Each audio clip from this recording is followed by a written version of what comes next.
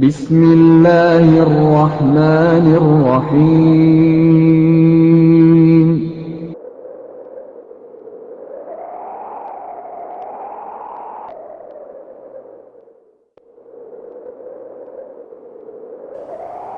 اللہ کے رسول صلی اللہ علیہ وسلم کے بعد جو شخصیت مسلمانوں کی خلیفہ بنتی ہے ان کا نام ابو بکر صدیق رضی اللہ عنہ وارضا ہے۔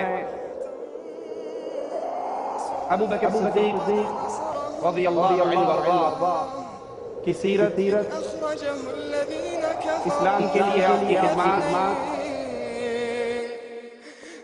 دشمن خان کے دہانے پر پہنچ گئے۔ آقا اگر یہ دشمن اپنے قدموں کی طرف دیکھیں گے تو ہمیں غم میں بیٹھے ہوئے دیکھیں ہم پر ان کی نظر پڑ جائے گی۔ رسول کریم صلی اللہ علیہ وسلم نے جواب میں کیا کہا؟ ابو بکر لا تحزن ان اللہ معنا۔ ابو بکر غم کیوں کرتا ہے؟ اللہ تیرے بھی ساتھ ہے، یہ نہیں کہا ان اللہ معین، اللہ میرے بجنود لم تروها وجعل كلمة الذين كفروا السفلى وكلمة الله هي العليا والله عزيز حكيم۔ وہ عظیم ترین ہستی ہے جس کو عرش والے رب نے اپنی کتاب میں صدیق کہا، اور آپ کی شان میں یہ آیت اتری والذی جاء بالصدق، پھر فرمایا اس سے مراد آپ ہیں اور نبی کریم صلی اللہ علیہ وسلم۔ وفات سے پہلے فرمایا مجھے اللہ کے نبی علیہ السلام کے پہلو میں دفن کرنا۔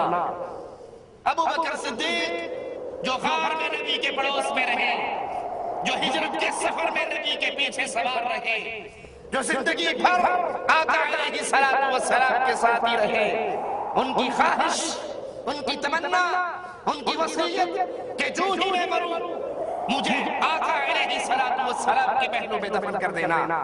اگر تم اس نبی کی مدد نہ کرو گے تو اس سے پہلے اللہ نے اس کی مدد کی جب کافروں نے اسے مکے سے نکال دیا تھا، جبکہ وہ دونوں غار میں تھے اور وہ دو میں سے دوسرا تھا، اور اپنے ساتھی سے کہہ رہا تھا غم نہ کرو اللہ ہمارے ساتھ ہے۔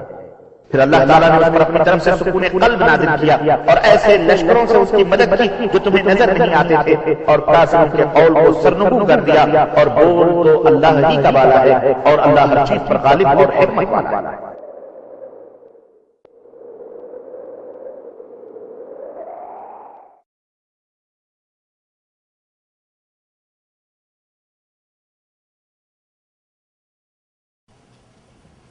ان الحمد للہ نحمده ونصلي على رسوله الكريم۔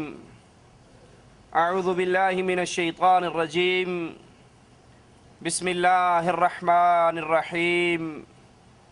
قل هو اللہ احد اللہ الصمد لم یلد ولم یولد ولم یکن له کفوا احد۔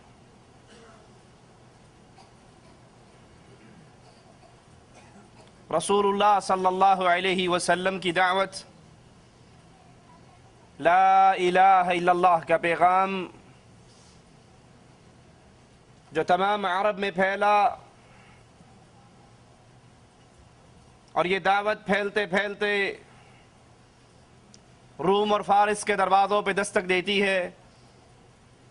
اللہ کے رسول صلی اللہ علیہ وسلم کے بعد جو شخصیت مسلمانوں کی خلیفہ بنتی ہے ان کا نام ابو بکر صدیق رضی اللہ عنہ وارضا ہے۔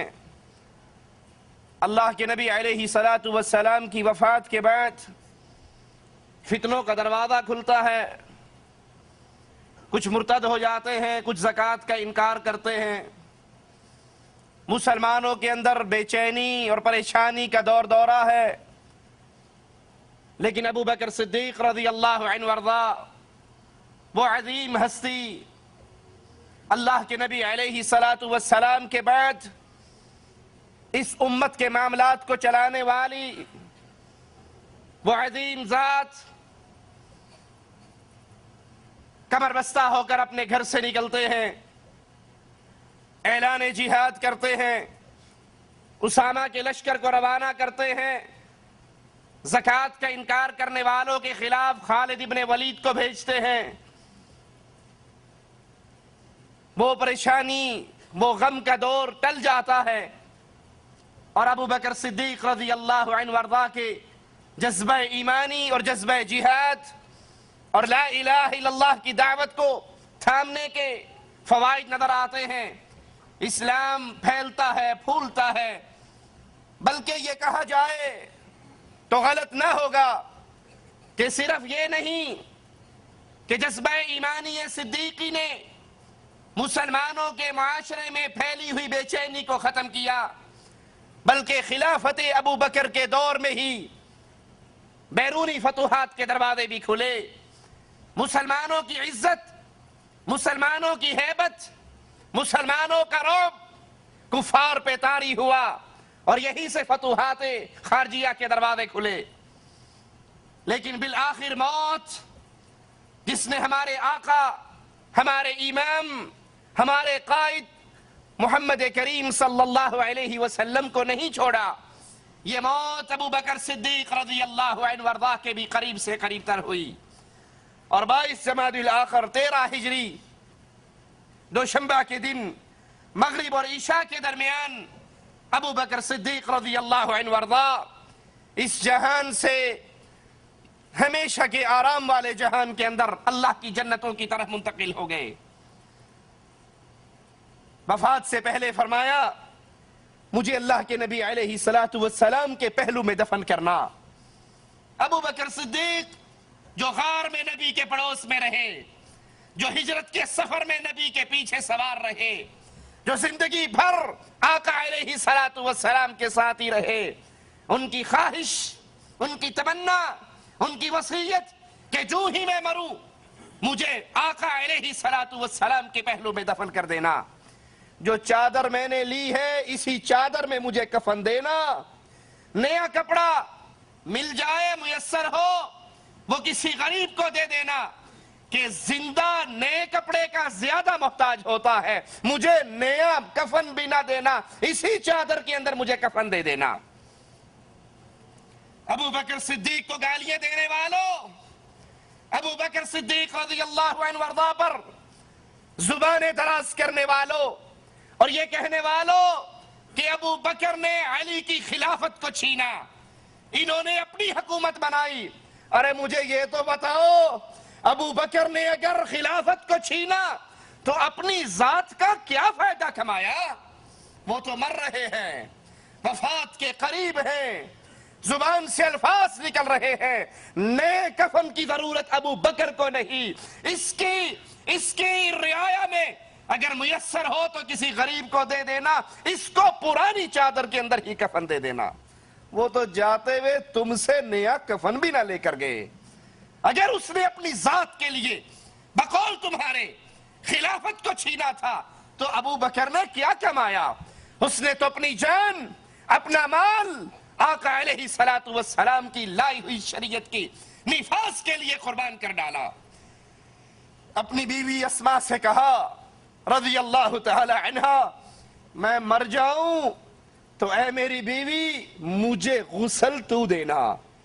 اپنے بیٹے عبد الرحمن سے کہا مجھے غسل دینے میں اپنی ماں کا ساتھ دینا. سناؤ انڈیا پاکستان کے مولویوں کو یہ بات سناؤ، ابو بکر کیا کہہ رہے ہیں؟ اپنی بیوی کو کیا سمجھا رہے ہیں؟ میرے مرنے پہ میرا غسل تم نے کروانا ہے.